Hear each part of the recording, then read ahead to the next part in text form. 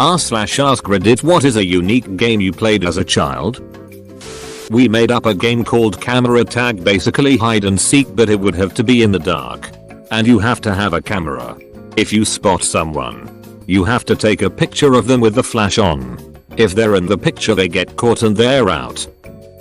My brother and I would throw a bouncy ball at the stairs and then try to be the first to track it down. This kept us busy for hours. Oh man. I remember this fondly. When I was 8 or so, my brother, I, and my best friend played the Dark Man game. It was hide and seek in my parents' basement with the lights out. The person looking for the other two wore a glow-in-the-dark skeleton mask, so the two people hiding could see him, but he couldn't see us. It got really intense at times, trying to find your way in the dark and trying to be as quiet as possible. Also, my parents' basement was unfinished, so occasionally you'd bump into a nail, etc. Made it extra dangerous. Lol.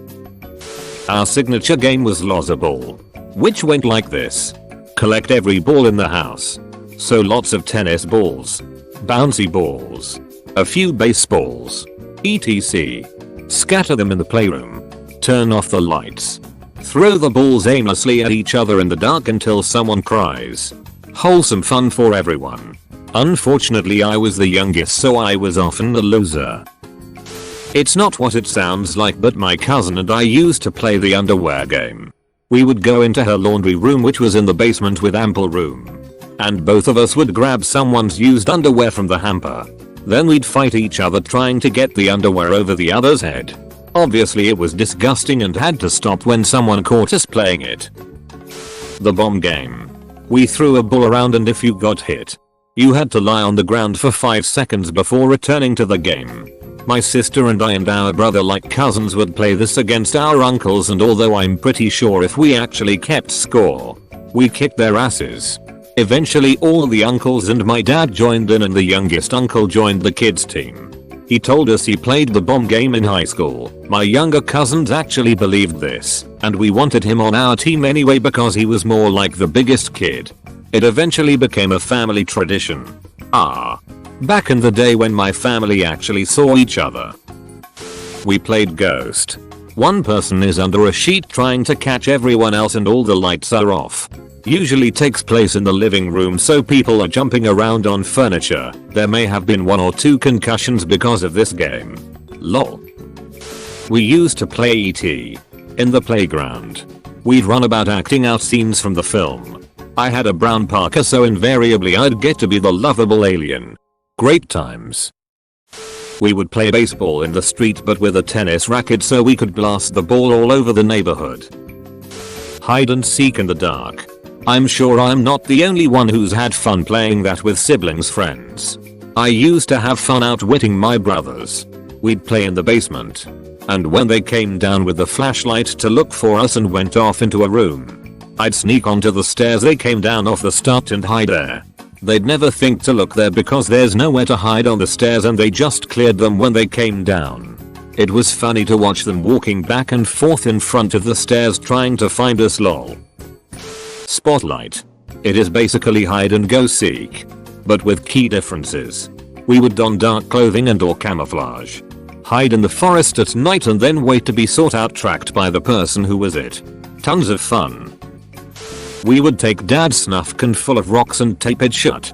Then we all face the same way as a designated person through the can way out in the open pasture at night. All players set out to find it, and if you picked it up and made it back to the finish line, it was a point. The rocks were audible if shaken. If you were able to tackle the runner before he crossed the line, no point and rethrow. First to 5 wins, or first to break a bone loses. My cousin and I used to play witches.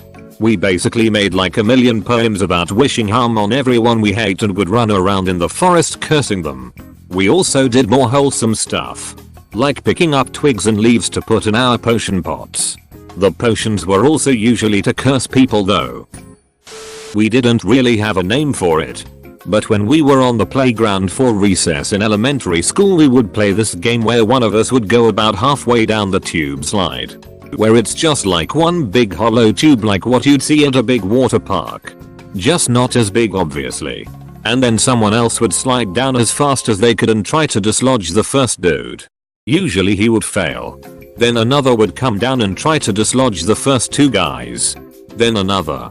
Until Big Mikey would come down and we would all fly out the bottom of the slide like a freshly unclogged pipe. This was because Big Mikey was like 5 times bigger than any of the other 3rd graders.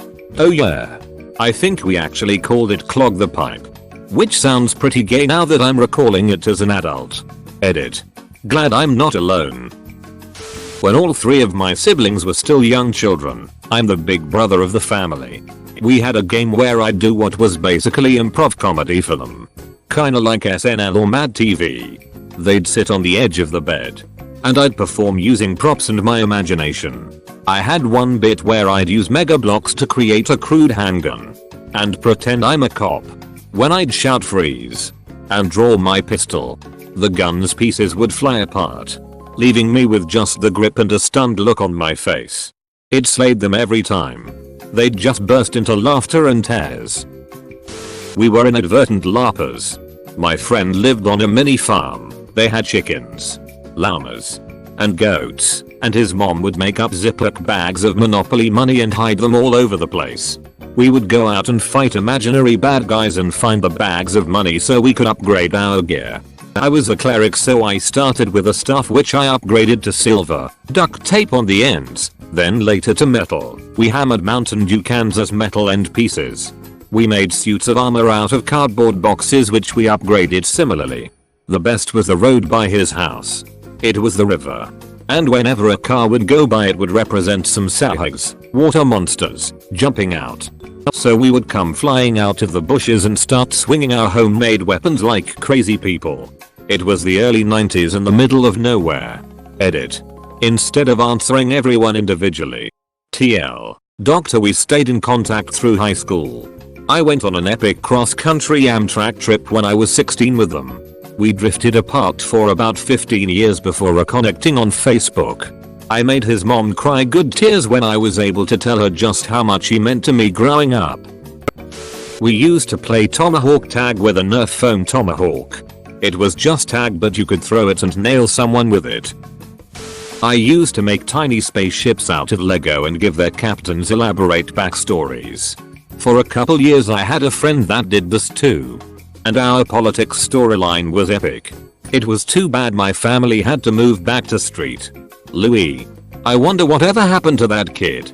We lost touch as 12-year-olds do. Island of the Blue Dolphins, inspired by the book.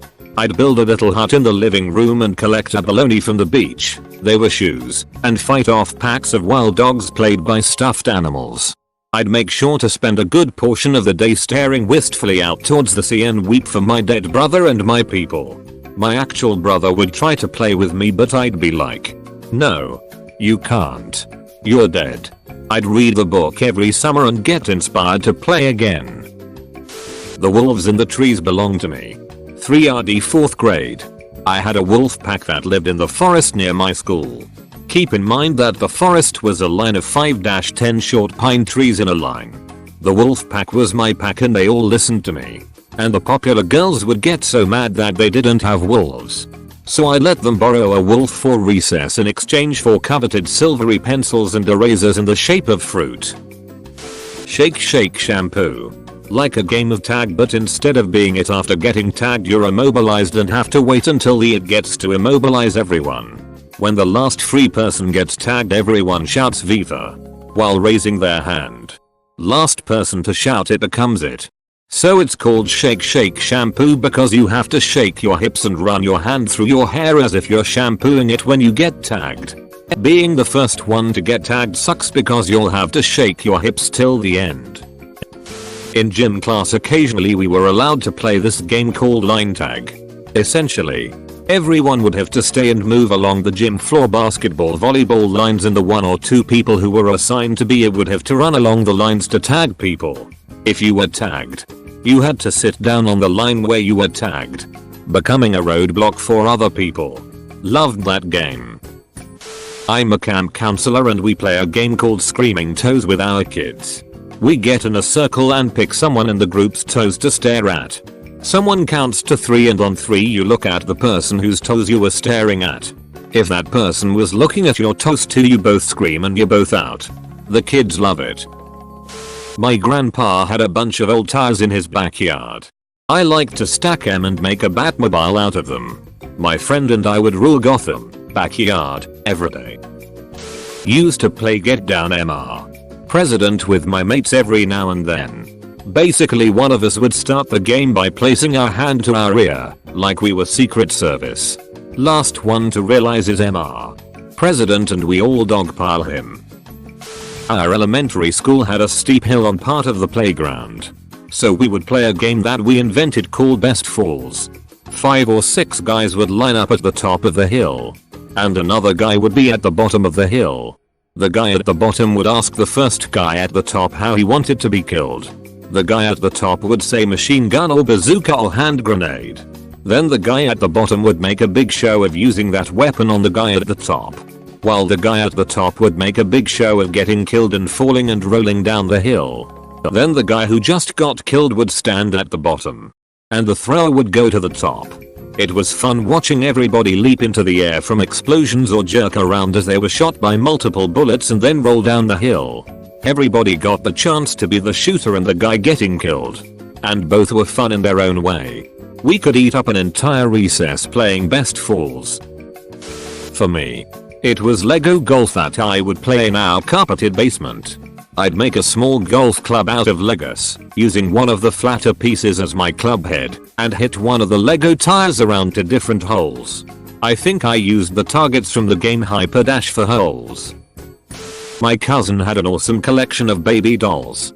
And her family had an old, circa 1970, RV permanently parked next to their house. We pretended that we were pregnant, pillows stuffed in shirts, etc. and would eventually give birth to the baby dolls. However, we were also at the age where we thought teenagers were the coolest of cool. So the backstory was always that we were runaway pregnant teenagers who had nowhere to live other than this broken down old RV. We thought the storyline was exciting and tragic. I didn't realize until adulthood that our go-to fantasy was trailer park. As an older sister of a brother, I didn't get the chance to be a girly girl. I became obsessed with G.I. Joe. So my brother and I used to play that and go on missions all the time. And my dad's in the military, so we had all kinds of army stuff to wear lol. I'm still kind of obsessed with the Baroness. There's that game everyone played in their head on car journeys. With a little character running alongside and dodging cars and other obstacles. For me it was Super Mario. Whenever I had sleepovers at my house we would play a game at night that was a mix of hide and go seek and reverse tag, where one person would go hide in the yard and the other kids would go out with flashlights and try to find them. And once you found him you had to tag him. If the kid hiding couldn't be found or he made it inside the garage, he won. It used to be that he had to physically be brought down and held to the ground, but we had to stop playing like that when one kid ended up with a broken nose. Polar bear tag, we had a fairly shallow inflatable backyard pool, bigger than a kiddie pool. Whoever was the polar bear had to navigate the pool by walking on their hands and knees while trying to catch the penguins. Peanut butter jelly race, think of it as a variation of red light, green light. One person would call out peanut butter or jelly on peanut butter. The others would have to trudge around slowly as if they were stuck knee deep in a pool of peanut butter. On jelly, they would zip around and fumble as if on a slippery, jelly coated floor. The first one to reach the end won. Children are weird and creative, and it's honestly the best. Me and my sister would play color copy, where one of us would draw a picture and the other would follow along on their paper. They'd inevitably both be shitty, but surprisingly close. It's almost akin to those wine and painting things where 13 women down a few bottles of wine and all paint the same tree. My sister and I created the Slug Wars. Basically, 2 combatants got backwards into a sleeping bag so their feet were hanging out of the head hole. Then, you blindly battle to the death. Great times. Edit. It's nice to meet so many people who also served in the Slug Wars. Thank you for your service. Bocky or bike hockey, even though only one person was on a bike. There were 3 of us. So the game was played 2v1. The two people are on rollerblades with hockey sticks and a ball, a hard plastic street hockey ball. The one person was on a bike. The object of the game was to shoot the ball between the wheels of the bike. If we got it through, we got a point. If he blocked it with his foot, he got a point. We had a 50-yard stretch of our street we'd play on. We actually used to set a timer and play for 3 5-minute periods. I have a thing for tournaments. I don't know what it is, but I love brackets. I've read books with nothing but brackets of random shit. Best vegetable or best vacation spots and shit like that. On my summer breaks from school, I would stay up super late, like 6 AM, and I would spend my time playing this tournament game while listening to sports talk radio. Basically, I would write down the names of my friends and people I knew and fill out a bracket. I'd flip a coin to see who won. The first round started as best of 5 and they got progressively longer. With a loser's bracket that was best of 3. When a player got enough flips in his/her favor, they would move to the next round. After a champion was crowned, I would calculate all the winning percentages by hand and use their overall records to seed them going into the next tournament. I still have notebooks full of these tournaments in my parents' shed. Elevator. Someone would go into the furnace room, shut the door, and they were in the elevator. The rest of us would rearrange the family room and bring in different props to demonstrate that we were on a different floor. We changed outfits, accents. We played this for a good year. My cousin and I were convinced that his neighbor's house has diamonds in the garden. We found a bunch of shiny diamond-shaped things in their yard scattered in random places. We used to dig up the dirt hoping no one would notice to find more of these diamonds. I think we found 10 and we split them in half. We would come back again and again looking for them. We made a promise not to tell any other kids or our parents about them. One day my mom found one of my diamonds in the pocket of my trousers and asked me if she should throw it. I was shocked. Why would she throw away an expensive diamond? Turns out, they were glass teardrop pieces of an old chandelier they threw away. I was so disappointed because we even planned to buy a Lamborghini with the money. Thanks for watching, mate. Make sure to smash that star button for more high quality content.